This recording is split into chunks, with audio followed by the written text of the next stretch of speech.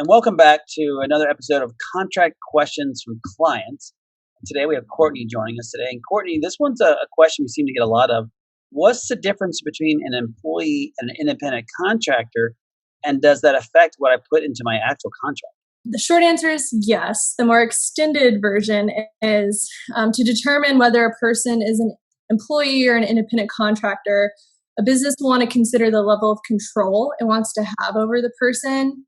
I think a simple way to think of this is like three separate buckets. The first one is behavioral control. So does a business have the right to control what the worker does and how the worker does the job?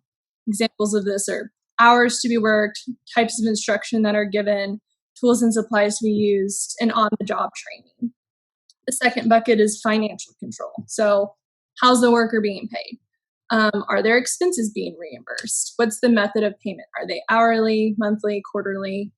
And then finally, it seems intuitive, but what's the relationship like? So is the business giving them benefits? Do they have a pension plan, insurance, vacation pay, permanency of the job, and whether the services that are provided by the worker are key aspects of the business. I think a good rule of thumb is that the more control the business exerts, the more likely the worker is going to be an employee, or at least that's what the IRS tells us.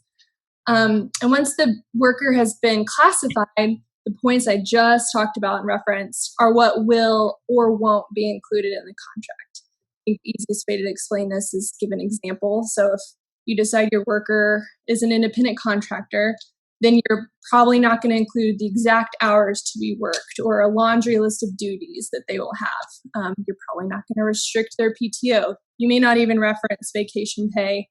And then depending on your state, protective covenants may or may not be enforceable against an independent contractor. And similarly, you won't include benefits.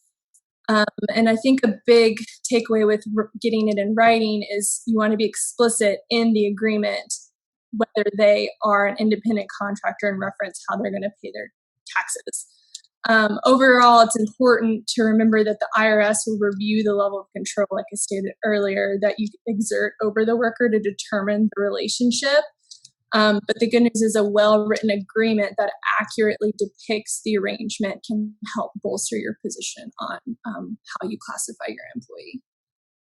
That's awesome. There's a lot to unpack in a short question, so I appreciate it, Courtney. Michael, any closing thoughts? Two, one is just to understand that you are one or the other. Like that you are either an independent contractor or you're an employee. And I've seen people try to blend the two, and it makes a big difference. The IRS really does care. And then secondly is just because it says it in the agreement, if you treat them differently than the agreement, the IRS isn't going to care what the contract says. They're going to look at how you actually treat the employee or independent contractor. And specifically what they care about is if you call someone an independent contractor, but treat them like an employee, they'll bring a misclassification claim, and there are some risks that go with that. And often we refer to that as the form and substance issue of any arrangement.